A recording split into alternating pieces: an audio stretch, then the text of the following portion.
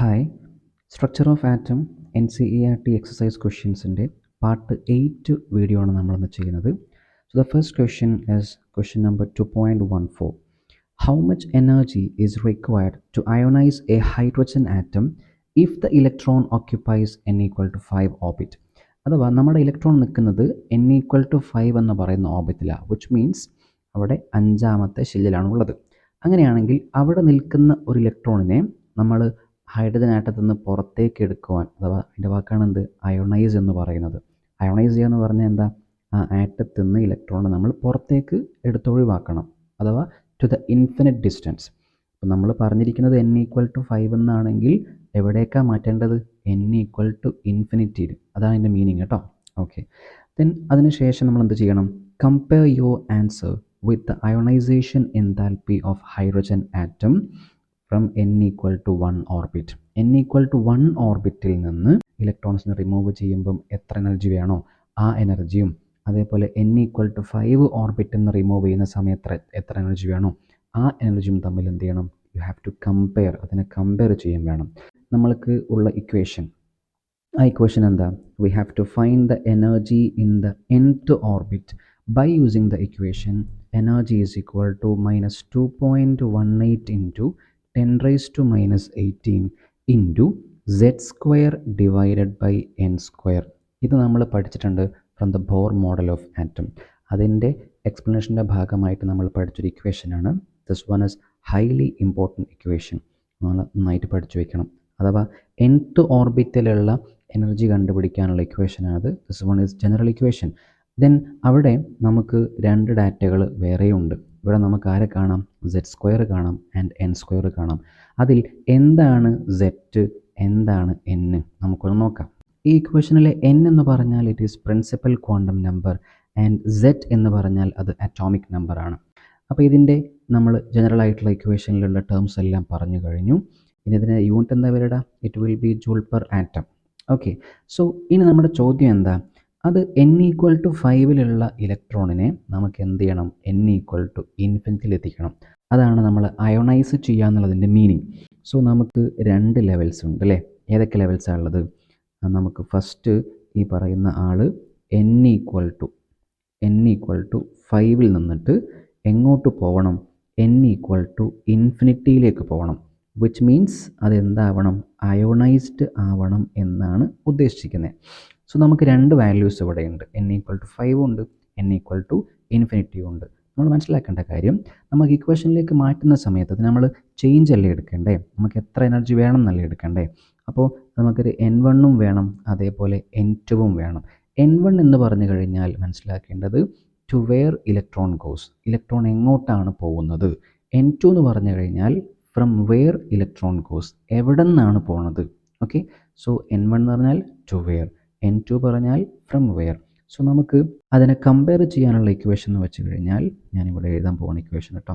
The equation is energy, നമുക്ക് ആ change കണ്ടുപിടിക്കാം. ΔE is equal to E2 minus E1 ആണ് നമുക്ക് ചെയ്യാനുണ്ടാവുക. ആൻഡ് ഫൈനലി എനർജീൻ്റെ ഇക്വേഷൻ, ജനറൽ ഇക്വേഷൻ എന്ന് വെച്ച് കഴിഞ്ഞാൽ it will become -2.18 into 10⁻⁻18 into 1/n1² minus 1/n2² എന്ന ഇക്വേഷൻ നിങ്ങൾക്ക് കിട്ടും.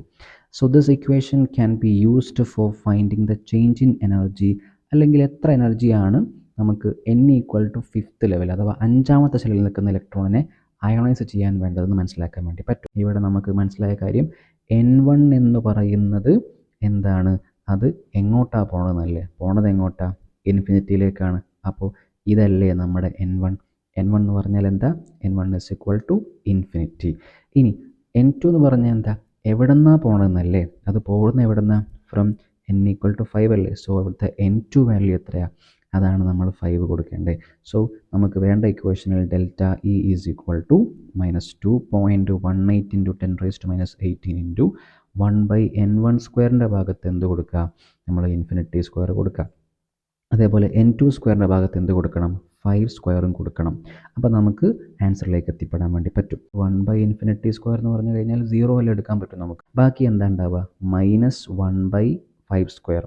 5² എത്രയാണ്, 25 ആണ്. സോ -1/25 ഇവിടെ ബാക്കി ഉണ്ടാവുള്ളൂ, സീറോ മൈനസ് ആണ്.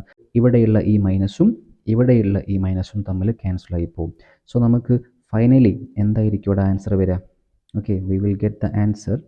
എത്രയാണ് വരിക എന്നറിയോ?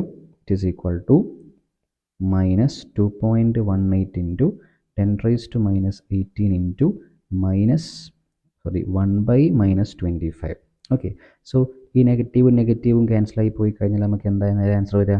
നേരെ എന്ത് വരും? 2 ഇങ്ങനെ വരും, 2.18 ഇൻറ്റു 10⁻⁻18 ഡിവൈഡഡ് ബൈ 25 എന്ന്. അതിൻ്റെ ആൻസർ എത്ര വരുന്ന അറിയോ?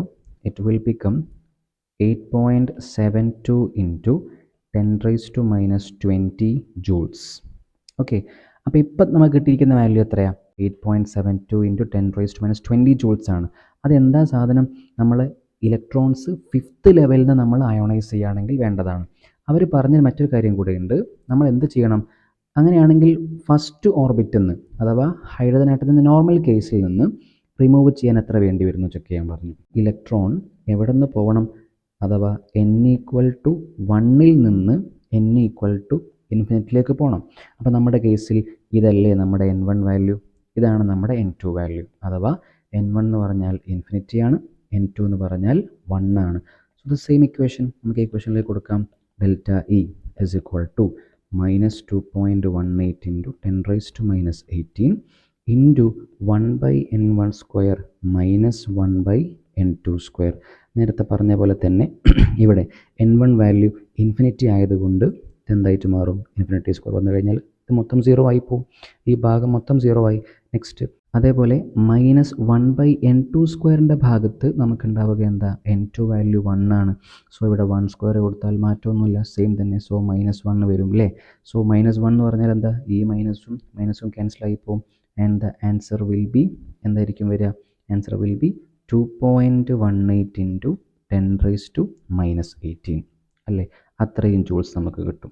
ഇനി നമുക്ക് നേരത്തെ കിട്ടിയ വാല്യൂ എത്രടാ? ദാറ്റ് വാസ് 8.72 ഇൻറ്റു 10⁻⁻20 ജൂൾസ് ആണ് അല്ലേ? അപ്പോൾ ഈ രണ്ട് വാല്യൂസ് നമുക്ക് കിട്ടിയിട്ടുണ്ട്. അവർ പറഞ്ഞ പോലെ നമ്മൾ കമ്പയർ ചെയ്യുവാണ് എന്നുണ്ടെങ്കിൽ നമുക്ക് മനസ്സിലായ കാര്യം എന്താ? 5th ലെവലിൽ നിന്ന്, ഇപ്പോൾ നമ്മൾ ഇതാണ് ന്യൂക്ലിയസ്, നമ്മൾ 1 2 3 4 5 അല്ലേ? അപ്പോൾ ഇവിടെ സപ്പോസ് ഇലക്ട്രോൺ നിൽക്കുന്ന സ്ഥലം ഇതാണെന്ന് വിചാരിച്ചോ. അപ്പോൾ ഇവിടുന്ന് ഇലക്ട്രോൺ റിമൂവ് ചെയ്യുമ്പോഴും ഇനി n=1 എന്ന് റിമൂവ് ചെയ്യുകയാണെന്നുണ്ടെങ്കിൽ നമുക്ക് മനസ്സിലായ കാര്യം n=5 എന്ന് ചെയ്യാൻ ചെറിയ എനർജി മതി അല്ലേ? നമുക്ക് വാല്യൂ നോക്കിയാൽ തന്നെ മനസ്സിലാക്കാൻ പറ്റും. -20 പവറുള്ള വാല്യൂ അല്ലേ? അതേസമയം ഇവിടെയാണെങ്കിലോ -18 ആണ്. -18നേക്കാളും ചെറിയ വാല്യൂ ആണ് ഇത്, -20. അപ്പോൾ n=5 നിന്ന് ഇലക്ട്രോണിനെ റിലീസ് ചെയ്യാൻ വേണ്ട എനർജി വളരെ കുറച്ച് മതി. പക്ഷേ n=1 എന്നാണെങ്കിൽ കൂടുതൽ വേണ്ടി വരും. നമുക്ക് തന്നെ ഊഹിക്കാം. കാരണം ന്യൂക്ലിയസിൻ്റെ അടുത്ത് നിൽക്കുന്ന ആളുടെ കേസിൽ നല്ല അട്രാക്ഷൻ ഉണ്ടാവില്ലേ? അപ്പം നല്ലോണം ന്യൂക്ലിയസ് പിടിച്ചു വെക്കൂലേ? അയാൾക്ക് പെട്ടെന്ന് ഇറങ്ങി പോകാൻ പറ്റുമോ? ഇല്ല, നമ്മൾ കുറച്ച് എനർജി ചിലവാക്കേണ്ടി വരും. പക്ഷേ ദൂരം കൂടുന്തോറും എന്ത് ചെയ്യും? അട്രാക്ഷൻ കുറയും. അപ്പോൾ ഇയാൾക്ക് കുറച്ചുകൂടി എളുപ്പത്തിൽ ഇവിടെ നിന്ന് ഇറങ്ങി പോകാൻ വേണ്ടി പറ്റും. ഓക്കെ, സോ ഇതാണ് നമ്മുടെ ഫസ്റ്റ് ക്വസ്റ്റ്യൻ്റെ ആൻസർ കംപ്ലീറ്റ് ആയിട്ട്. ഇനി നമുക്ക് സെക്കൻഡ് ക്വസ്റ്റ്യനിലേക്ക് പോവാം. സെക്കൻഡ് ക്വസ്റ്റ്യൻ എന്താ? 2.15. What is the maximum number of emission lines when the excited electron of a hydrogen atom in n=6 drops to the ground state? നമ്മുടെ ഒരു ഇലക്ട്രോൺ ഉണ്ട്, അയാൾ n=6 എന്ന് പറയുന്ന ലെവലിൽ നിന്ന് n=1 എന്ന് പറയുന്ന അഥവാ ഗ്രൗണ്ട് ലെവലിലേക്ക് വരുവാണെങ്കിൽ എത്ര എമിഷൻ ലൈൻസ് ആണ് അവിടെ പ്രൊഡ്യൂസ് ചെയ്യപ്പെടുക? അതാണ് ചോദിച്ചിരിക്കുന്നത്. അപ്പോൾ നമുക്ക് ഇലക്ട്രോൺസിൻ്റെ നമ്പർ ഓഫ് എമിഷൻ ലൈൻസ് കണ്ടുപിടിക്കാൻ ഒരു ഇക്വേഷൻ ഉണ്ട്. Number of emission lines is equal to n2 minus n1 into n2 minus n1 plus 1 all divided by 2. ഇതാണ് ജനറൽ ഇക്വേഷൻ. ഇനി നമ്മുടെ കേസിൽ നമുക്കറിയാം n1 എന്ന് പറഞ്ഞാൽ എവിടേക്കാണോ വന്നത് അതാണ് n1, എവിടെ നിന്നാണോ വന്നത് അതാണ് n2. നമ്മൾ തൊട്ടുമ്പോൾ പറഞ്ഞില്ലായിരുന്നോ? അപ്പോൾ ഇവിടുത്തെ കേസിൽ അവർ പറഞ്ഞ എന്താ? n=6 നിന്ന് എങ്ങോട്ടാണ് വന്നിടാ? n=1ലേക്കാണ്. n=1 എന്ന് പറഞ്ഞാൽ എന്താ? ഗ്രൗണ്ട് സ്റ്റേറ്റ് ആണ്. ഓക്കെ, സോ ഇവിടുത്തെ കേസിൽ എവിടെ നിന്നാണ് വന്നത്? n=6. അപ്പം നമ്മൾ അതല്ലേ n2 ആക്കി എടുക്കുക. ഇനി എവിടേക്കാണ് വന്നത്? 1ലേക്ക്. സോ അതല്ലേ നമ്മുടെ n1. സോ നമുക്ക് n1ഉം കിട്ടി, അതേപോലെ n2ഉം കിട്ടി. So just give to the equation. എന്താ വരിക? n2ൻ്റെ വാല്യൂ 6, -1 ഇൻറ്റു ബാക്കി എന്താ 6 minus 1 plus 1 all divided by 2. നമുക്ക് എന്ത് കിട്ടും ഇവിടെ? 6 മൈനസ് 1 എന്ന് പറഞ്ഞാൽ എത്രയാണ്? അത് 5 ആണ് അല്ലേ? It is 5 and 6 minus 1 plus 1 ഇത് ക്യാൻസൽ ആയി പോകില്ലടാ, ഇത് രണ്ട് ക്യാൻസൽ ആയി പോയി. ബാക്കി ഇവിടെ എന്താ പറയുക? 6 അല്ലേ ഉള്ളത്. So what will be the answer? It will become 5 into 6 divided by 2. 5 into 6 എത്രയാണ്? 30. 30 ബൈ 2 എന്ന് പറഞ്ഞാൽ ഇറ്റ് ഈസ് 15. അപ്പോൾ 15 എമിഷൻ ലൈൻസ് ഉണ്ടാകും. എപ്പം? n ഈക്വൽ ടു 6ൽ നിന്നൊരു ഇലക്ട്രോൺ n ഈക്വൽ ടു 1ലേക്ക് അഥവാ ഗ്രൗണ്ടിലേക്ക് വരുവാണെന്നുണ്ടെങ്കിൽ. ഒന്നുകൂടെ ഞാൻ പറയാം, സ്പെസിഫിക് ആയിട്ട് നമുക്ക് ഈ ഒരു കേസിൽ നിങ്ങൾക്ക് ഇലക്ട്രോൺസ് വരുന്നത് ഗ്രൗണ്ട് സ്റ്റേറ്റിലേക്കാണെങ്കിൽ മാത്രം you can directly use an equation number of emission lines is equal to n into n minus 1 by 2 എന്നുള്ള ഇക്വേഷൻ സ്പെസിഫിക് ആയിട്ട് യൂസ് ചെയ്യാം. Only when the electron is coming to the ground state. ഓർത്ത് വയ്ക്കാൻ കേട്ടോ. വേറെ ഏതെങ്കിലും ആണെങ്കിൽ നിങ്ങൾക്ക് എന്ത് ചെയ്യാം? ഈ ഇക്വേഷൻ യൂസ് ചെയ്യാം. ആർക്കും ഈ ഇക്വേഷൻ യൂസ് ചെയ്യാം. ഞാൻ പറഞ്ഞത് സ്പെസിഫിക് ആയിട്ട് നിങ്ങൾക്ക് ഈ ഇക്വേഷൻ യൂസ് ചെയ്യാം if the n1 value is 1. പിന്നെ അവർ പറയുന്ന ഏത് n വാല്യൂ ആണ് അത് കൊടുത്ത് ചെയ്താൽ മതി. അപ്പോൾ നിങ്ങൾക്ക് എളുപ്പത്തിൽ ചെയ്യാൻ വേണ്ടി പറ്റും. സോ നമുക്ക് തേർഡ് ക്വസ്റ്റ്യനിലേക്ക് പോവാം. Third question, the energy associated with the first orbit in the hydrogen atom is minus 2.18 into 10 raised to minus 18 joule per atom. What is the energy associated with the fifth orbit? So കാര്യം കണ്ടുപിടിക്കാം. നമ്മുടെ equation എന്താണ്? എനർജീൻ്റെ equation En is equal to minus 2.18 into 10 raised to minus 18 into z square by n square എന്നല്ലേ. ഈ ഇക്വേഷനിൽ നമുക്ക് കിട്ടിയിരിക്കുന്ന കാര്യം ഒന്ന്, ഇവർ പറഞ്ഞിരിക്കുന്ന ആളാരാ? ഹൈഡ്രജൻ ആറ്റമാണ്. സോ സെറ്റിൻ്റെ വാല്യൂ എത്ര വരും? 1 വരും. ഇനി അവർക്ക് കണ്ടുപിടിക്കേണ്ടത് ഫിഫ്ത്ത് ഓർബിറ്റിൽ നിൽക്കുന്ന ഇലക്ട്രോണിൻ്റെ കേസിലുള്ള എനർജിയാണ്. അപ്പോൾ നമുക്ക് എന്താ മനസ്സിലാക്കേണ്ടത്? അവിടുത്തെ n വാല്യൂ എത്രയാണ്? 5 ആണ്. So what is 5 square? It is 25. അപ്പോൾ നമുക്ക് എങ്ങനെ ചെയ്യാൻ പറ്റുക? It is equal to minus 2.18 into 10 raised to minus 18 into 1 by 25. Okay, so the answer definitely will be minus 8.72 into 10 raised to minus 20 joule per atom എന്ന് നമുക്ക് സുഖമായിട്ട് ഉത്തരത്തിലേക്ക് എത്താൻ വേണ്ടി പറ്റും. Okay, ready. സോ ഇനി നമുക്ക് ചെയ്യാനുള്ള കാര്യം, നെക്സ്റ്റ് ചോദ്യം എന്താ? Calculate the radius of Bohr's fifth orbit for hydrogen atom. Hydrogen ആറ്റത്തിൻ്റെ കേസിൽ 5ാമത്തെ ബോർ ഓർബിറ്റിൽ ഉള്ള ഷെല്ലിൻ്റെ അല്ലെങ്കിൽ ബോർ ഓർബിറ്റിൻ്റെ റേഡിയസ് എന്തെന്നുള്ളതാണ്. സോ നമുക്ക് for finding the radius of Bohr nth orbit Rn is equal to A0 into n square by z എന്നുള്ളതാണ് നമ്മുടെ ഇക്വേഷൻ. സോ ആ ഇക്വേഷനിൽ n എന്ന് പറഞ്ഞാൽ പ്രിൻസിപ്പൽ ക്വാണ്ടം നമ്പറാണ്, z എന്ന് പറഞ്ഞാൽ അറ്റോമിക് നമ്പറാണ്. ഇവിടെ പറഞ്ഞിരിക്കുന്ന ആൾ ഹൈഡ്രജൻ ആണ്. സോ z വാല്യൂ എത്ര വരിക? 1 ആണ്. അതേപോലെ ഇവിടെ ഫിഫ്ത്ത് ഓർബിറ്റ് ആണ്. So it will become 5 square അഥവാ 25 ആയിട്ട് മാറും. ആൻഡ് ഇവിടെ നമുക്കൊരു A0 കാണാം. A0 ഒരു കോൺസ്റ്റൻ്റ് ആണ്. And the value of A0 is equal to 0.53, അല്ലെങ്കിൽ എക്സാക്ട്ലി പറഞ്ഞാൽ 529 ഒക്കെയാണ്. ഞാൻ 53 ആക്കി എടുത്തു കേട്ടോ. സോ 0.53 ആങ്സ്ട്രോം എന്ന് വിളിക്കാം, അല്ലെങ്കിൽ 53 പൈക്കോമീറ്റേഴ്സ് എന്നും നമുക്ക് യൂസ് ചെയ്യാൻ വേണ്ടി പറ്റും. അത് ഓർമ്മയിൽ വയ്ക്കുക. സോ നമുക്ക് ഇക്വേഷനിലേക്ക് പോവാം. Rn ഈസ് ഈക്വൽ ടു, ഞാനിപ്പോൾ ആങ്സ്ട്രോമിലെ വാല്യൂ എടുക്കുകയാണ്. അപ്പോൾ എന്ത് വരും? 0.53. What is 1 angstrom? 10 raised to minus 10 metres അല്ലേ? ഇൻറ്റു ബാക്കി എന്താ വരിക? n square എത്രയാടാ? 25 ആണ്, കാരണം n വാല്യൂ 5 അല്ലേ, ഡിവൈഡഡ് ബൈ 1. ഓക്കെ, സോ നമുക്ക് എന്താ ആൻസർ കിട്ടുക?